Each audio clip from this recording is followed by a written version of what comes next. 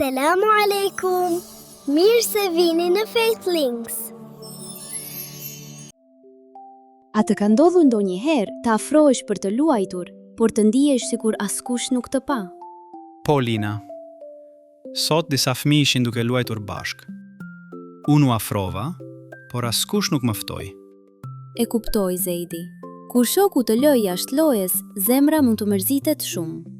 Ndonjëherë fëmia mendon, pse nuk më ftuan edhe mua? Mua më erdhi keq. Mendova të largohem dhe të mos flas më me ta. Është normale të ndihesh i lënduar, por mos e lejo dhimbjen të kthehet në inat. Ndonjëherë fëmijët nuk e vërejnë kush ka mbetur vetëm.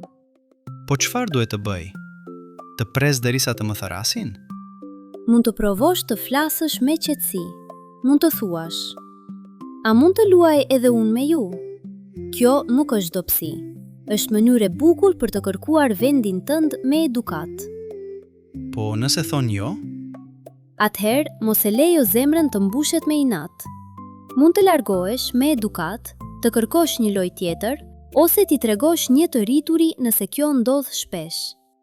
Pra nuk duhet t'ua kthej me fjalë të këqija? Jo, Zeidi. Fjalët e rënda nuk e shërojnë zemrën e lënduar. Ajo vetëm e bën dhimbjen më të madhe. Po unë ndjeva sikur nuk jam i rëndësishëm. E di, por një moment i vështirë nuk duhet ta mbush zemrën tënde me mendime të rënda. Ndonjëherë njerëzit harojnë të jenë të kujdesshëm, prandaj ne mësojmë të bëhemi më të mirë. Çfarë mund të mësoj nga kjo? Mund të mësosh të mos ja bësh dikujt tjetër të njëjtën gjë.